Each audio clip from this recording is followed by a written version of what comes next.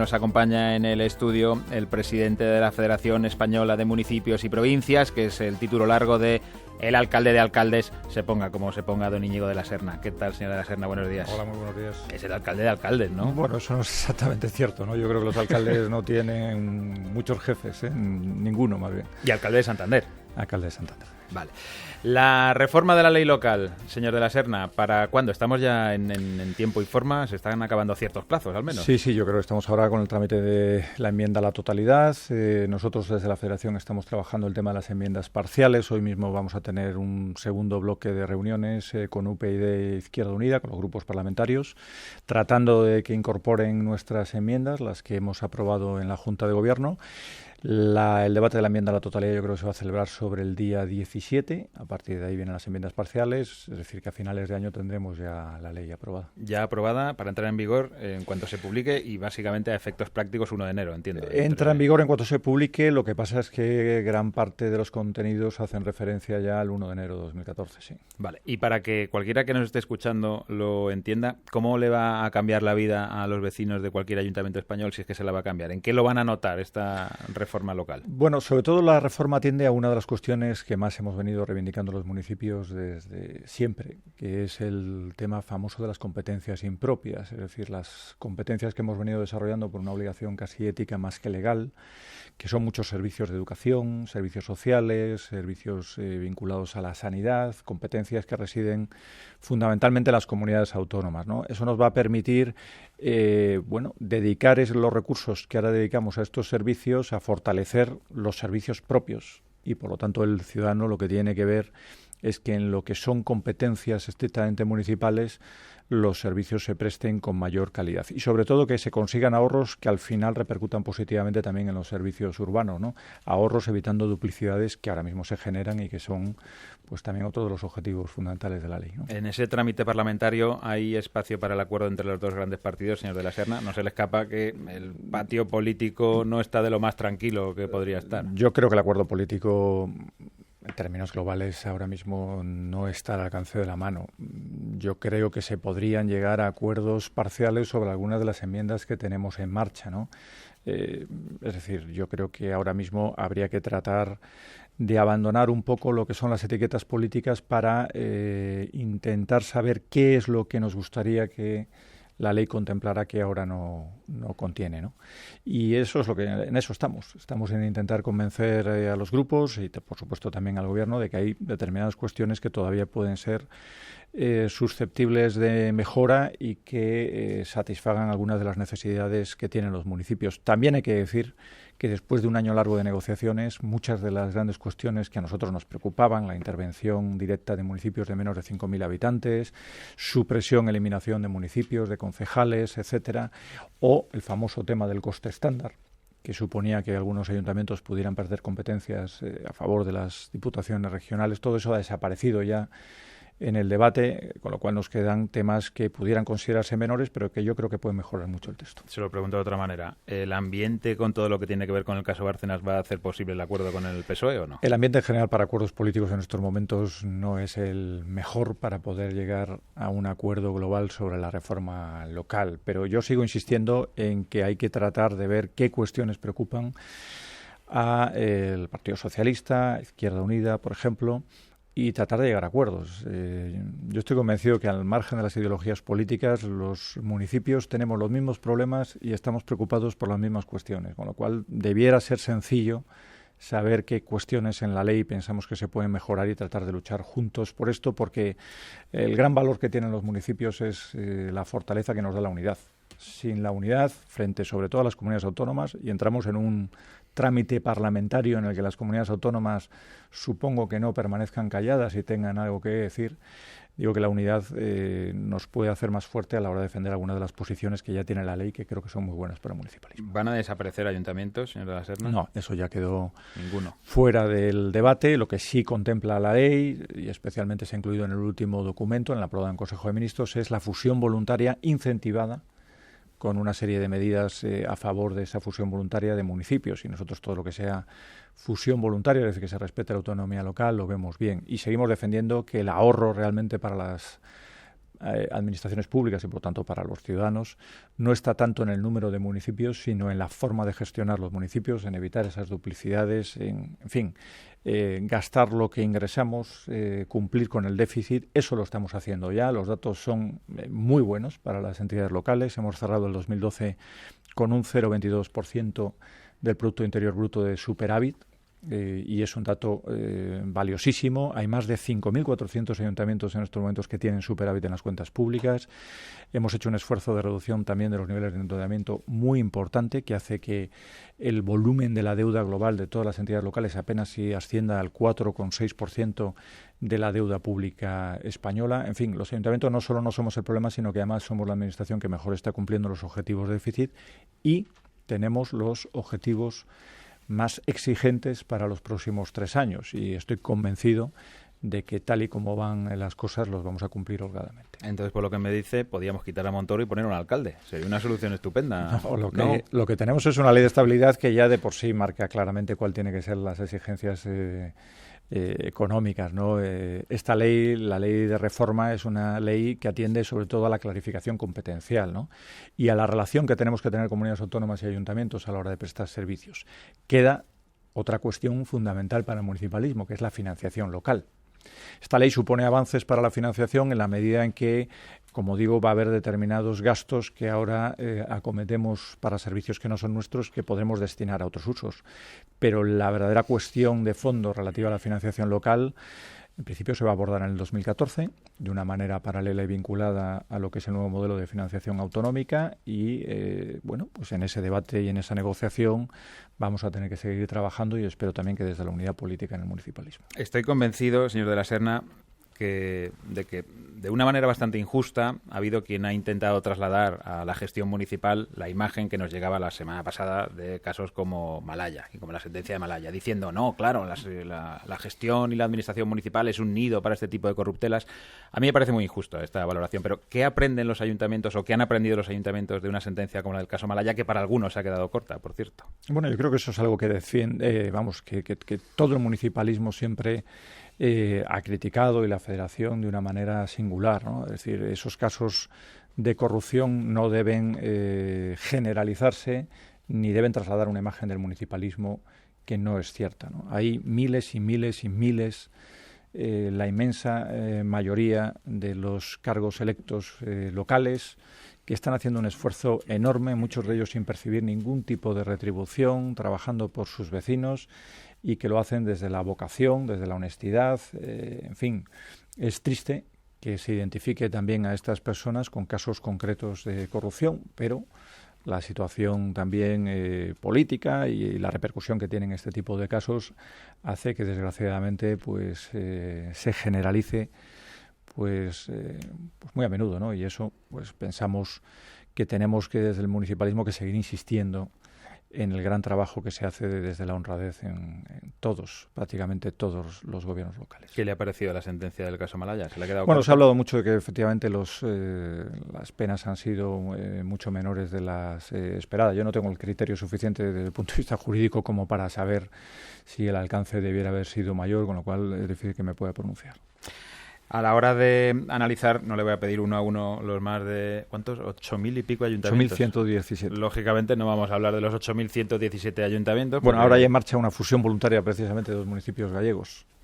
¿Cuántos ayuntamientos, por cierto, han mostrado interés por esto de la fusión? Bueno, de momento tenemos 2 casos, pero antes de la ley.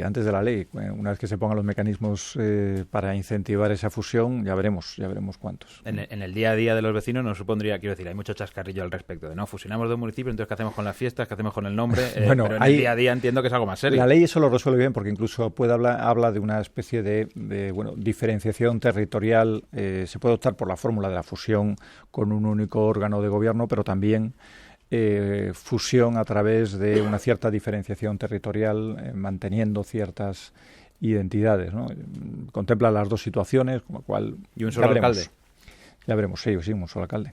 Vale, porque si no, entonces la reforma no valdría para nada. Si alcaldes... yo insisto, donde realmente hay que hacer un esfuerzo es en sumar servicios, es decir, que el abastecimiento de agua sea único, que la gestión de residuos sea única, que no se dupliquen pues los sistemas de transporte público. Pero eso se puede hacer ya, ¿no? Con mancomunidades. Eso se puede hacer ya y se hace ya.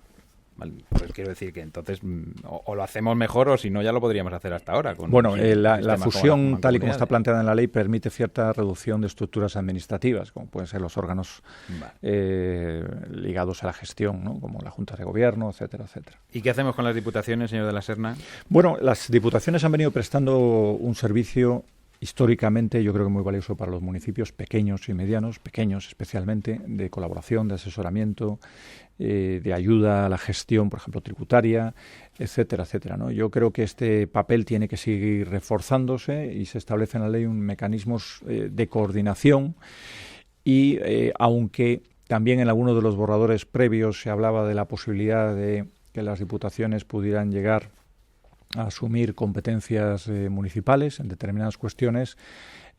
Ahora eso, tal y como figura en el texto, tiene que hacerse o puede hacerse, pero siempre con acuerdo de los ayuntamientos. Es decir, la Diputación podría llegar a hacerse con servicios que ahora no están siendo atendidos por las diputaciones, pero siempre que el ayuntamiento diga, pues me interesa que la gestión de residuos la pueda llevar directamente la Diputación.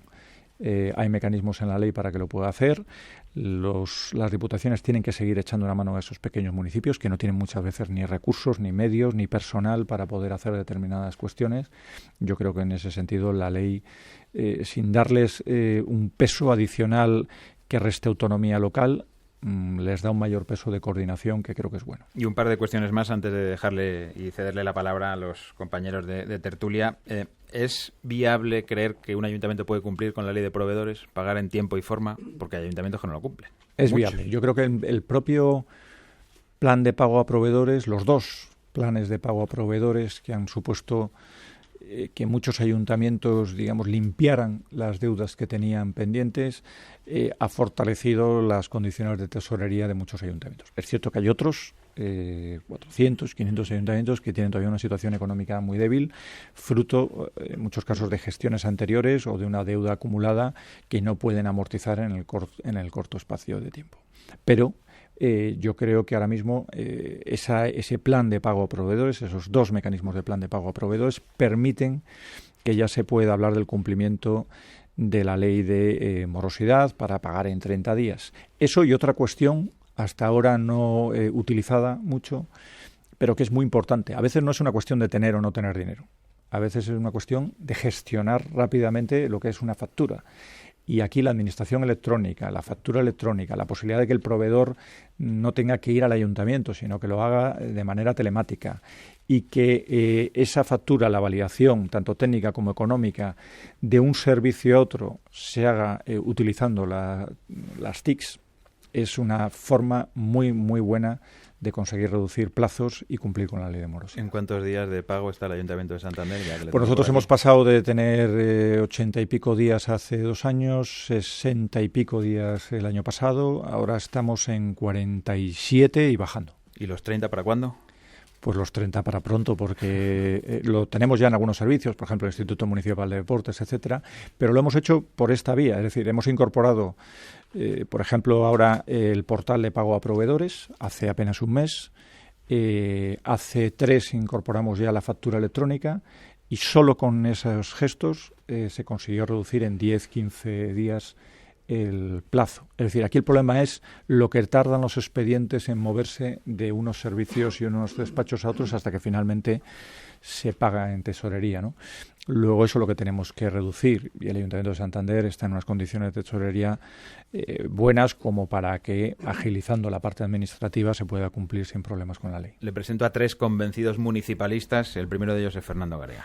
¿Qué tal? Buenos días. Buenos días. Su partido, el Partido Popular, hizo bandera política de la denuncia de un exceso de estructura administrativa, en este caso en los ayuntamientos, y eso llevó a que, por ejemplo, el presidente del Gobierno el 11 de julio del 2012 anunciara formalmente en el Congreso la eliminación del 30% de los concejales, aproximadamente unos 20.500, y habló de un ahorro de 3.500 millones de euros.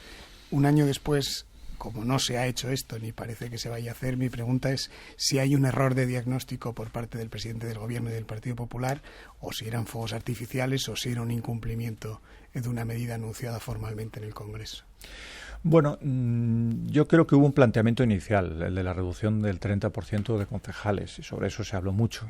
se debatió mucho y tratamos de trasladar desde la Federación al Gobierno que realmente el efecto de esa reducción, en términos económicos digo, era prácticamente nulo, porque ya el 80% de los concejales en este país no percibían ningún tipo de retribución.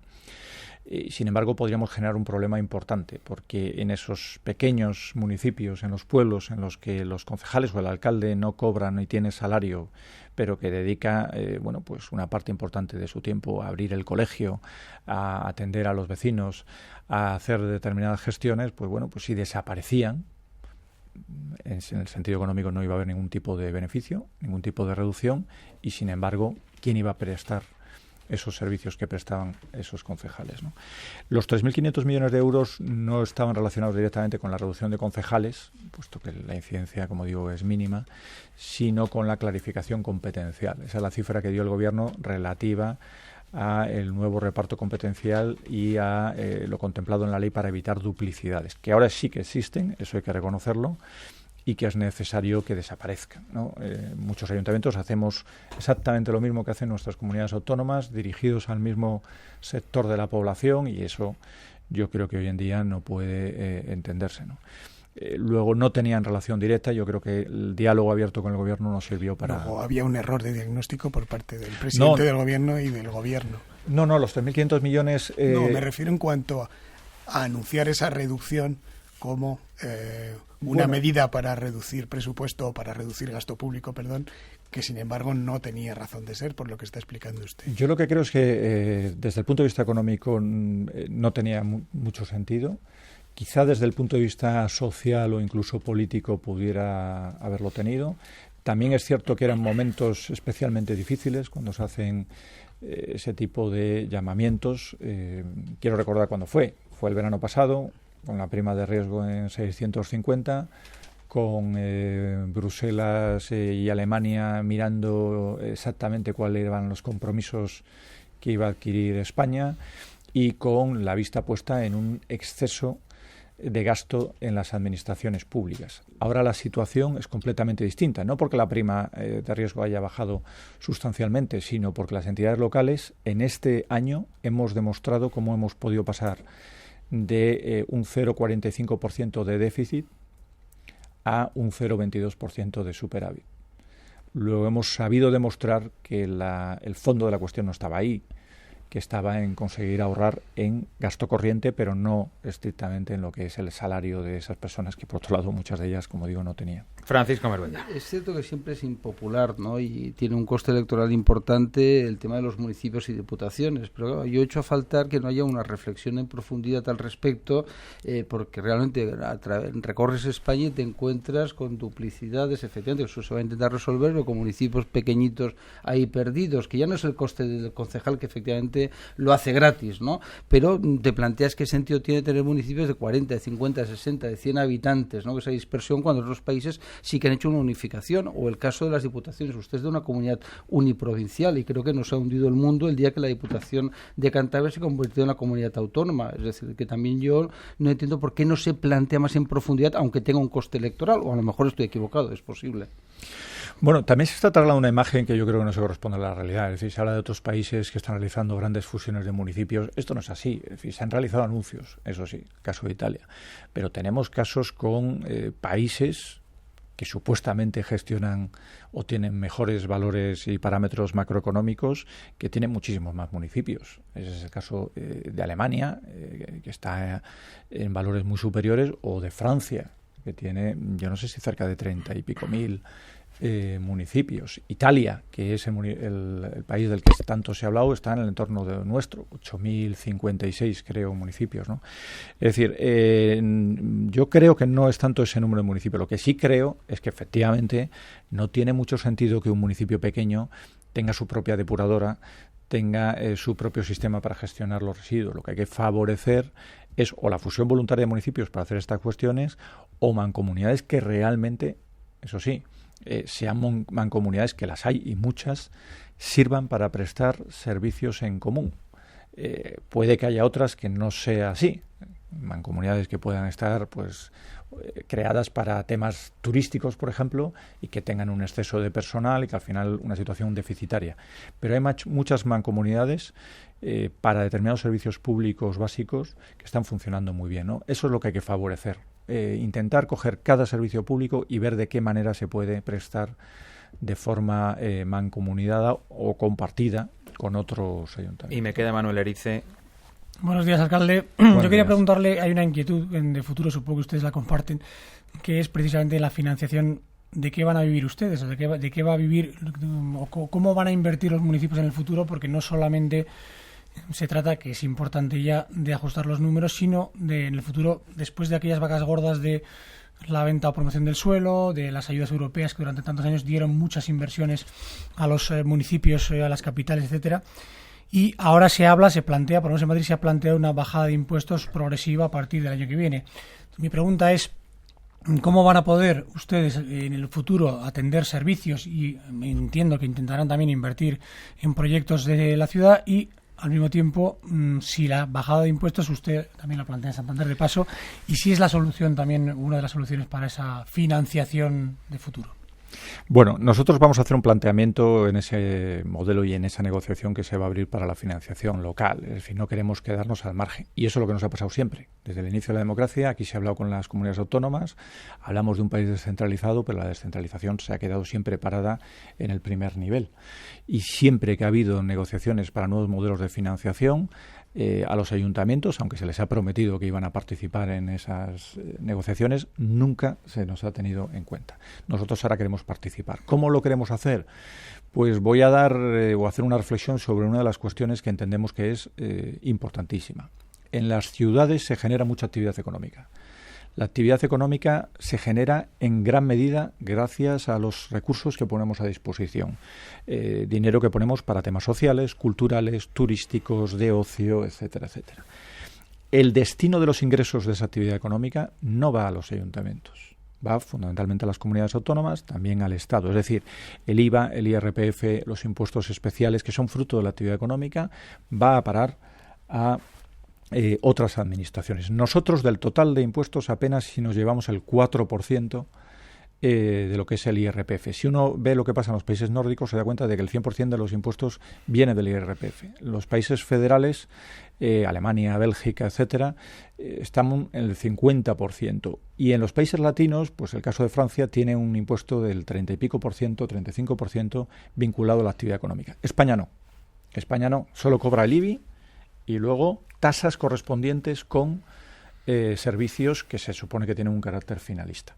Nosotros entendemos que debemos participar de una manera justa de la actividad económica que se genera en nuestras ciudades. Es decir, tener una participación en los ingresos de las comunidades autónomas fruto de esa actividad en nuestra. Esa va a ser una de las, herramientas o una de las líneas que vamos a trabajar o nos gustaría trabajar con el Gobierno dentro del nuevo modelo de financiación. En relación a lo de Santander, pues estamos muy cerquita ya de hacer el anuncio de lo que va a ocurrir el año que viene. Pero pues hágalo, alcalde.